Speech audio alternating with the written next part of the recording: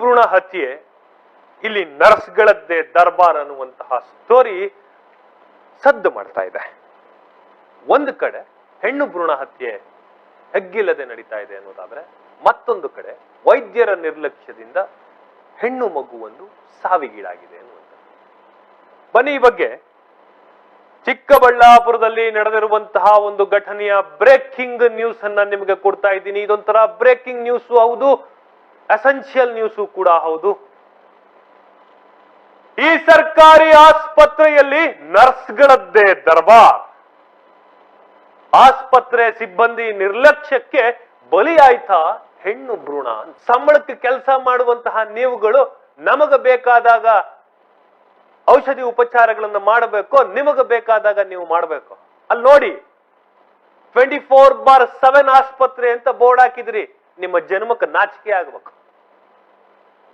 ಪ್ರಾಥಮಿಕ ಆರೋಗ್ಯ ಕೇಂದ್ರ 24 ಗಂಟೆಗಳ ಕಾಲ ಓಪನ್ ಅಂತ ಹೇಳಿದಿರಿ. ವೈದ್ಯಾಧಿಕಾರಿ ಇಲ್ಲ ಅಂತ ಹೇಳಿದ್ರೆ ಮದುವೆ ಗಂಡಗೆ ಅದೇ ಇಲ್ಲ ಅಂದಂಗೆ. ನಿಮಗೆ ಮಾನ ಮರ್ಯಾದೆ ಇಲ್ವಾ? 24/7 ಅಂತ ಬೋರ್ಡ್ ಹಾಕೊಂಡ್ಮೇಲೆ ಅಲ್ಲಿ ಒಬ್ಬ ಡಾಕ್ಟರ್ನ ಉಳಿಸ್ಕೊಳಕ್ಕಾಗ್ಲಿಲ್ಲ ಅಂತಂದ್ರೆ ನೀವ್ ಯಾಕಿದ್ದೀರಿ? DHO ಏನ್ ಮಾಡ್ತಾ ಇದ್ದಾರೆ? THO ಏನ್ ಮಾಡ್ತಾ ಇದ್ದಾರೆ? ಪುಂಕಾನ್ ಪುಂಕ ಭಾಷಣ ಬಗೀತಾ ಇದ್ದೀರಲ್ಲ ಮಿಸ್ಟರ್ MLA ಪ್ರದೀಪ್ ಈಶ್ವರ್ ಅವರೇ. ಕಣ್ಣು, ಮನಸ್ಸು, ಕಿವಿ ಮೂರನ್ನು ಇತ್ತ ಗಮನ ಇಟ್ಟು ಕೇಳಿಸ್ಕೊಳ್ಳಂಗೆ, ನೋಡಂಗೆ, ಮನಸ್ಸು ಬಿಚ್ಚಿ ಮಾತಾಡಂಗೆ ಈಗ ಭಗವಂತ ನಿಮಗೆ ಆ ಶಕ್ತಿ ಕೊಡ್ಲಿ. ನಿಮ್ಮದೇ ತವರೂರು ಸ್ವಾಮಿ ಪ್ರದೀಪ್ ಈಶ್ವರ್ ಅವರೇ. ಆರೋಗ್ಯ ಸಚಿವರಾಗಿದ್ದಂತಹ K. ಸುಧಾಕರ್ ಅವರು ಏನೂ ಮಾಡಿಲ್ಲ ಅಂತ ಹೇಳಿ ಗೆದ್ದು ಬಂದ ಮೇಲೆ ನೀವೇನಾದ್ರೂ ಒಂದು ಮಾಡ್ಬೇಕಲ್ವಾ? ನಿಮ್ ಹುಟ್ಟೂರ್ಗಾದ್ರು, ಇಡೀ ಜಿಲ್ಲೆಗೆ ಬೇಡ, ಇಡೀ ಕ್ಷೇತ್ರಕ್ಕೆ ಬೇಡ, ನಿಮ್ ಸ್ವಂತ ಊರು, ನೀವು ಹುಟ್ಟೂರು. ಅದೆಷ್ಟೋ ಜನರನ್ನ IAS, IPS ಅಥವಾ ಸರ್ಕಾರಿ ಕೆಲಸ ಕೊಡಿಸುವಷ್ಟು ದುಡ್ಡಿಟ್ಟಿದ್ದೀನಿ ನಾನು ಅಂತ ಹೇಳ್ತಿರಲ್ಲ.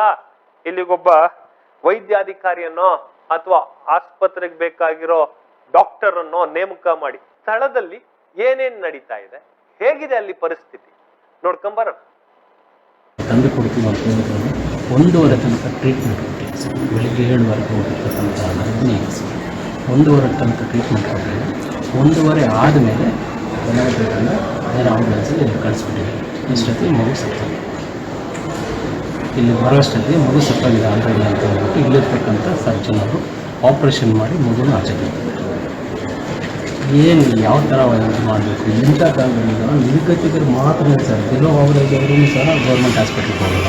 ಭಾಳ ನಿರ್ಗತಿಕರು ಗೌರ್ಮೆಂಟ್ ಹಾಸ್ಪಿಟ್ಲಿಗೆ ಹೋಗೋದು.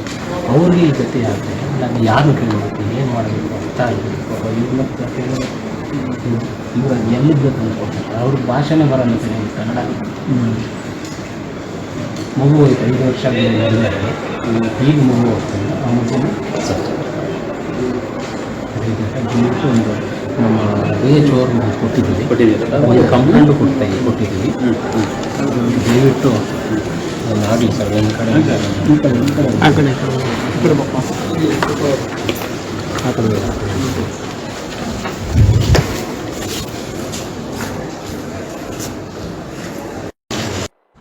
ನಾನು ಪೆರೇಸಂದ್ರದಲ್ಲಿ ಮದುವೆ ಆಗಿರೋದು. ನನ್ನ ಮಿಸ್ಸಸ್ ಹೆಸರು ಅಶ್ವಿನಿ ಅಂತ.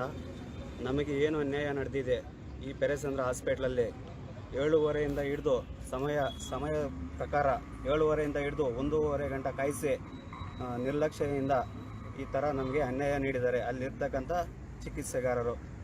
ನಮಗೆ ಈ ಅನ್ಯಾಯದ ಪ್ರಕಾರ ನಾವು ಯಾವುದೇ ರೀತಿಯಾಗಿ ನ್ಯಾಯವನ್ನು ಕೋರುತ್ತೇವೆ.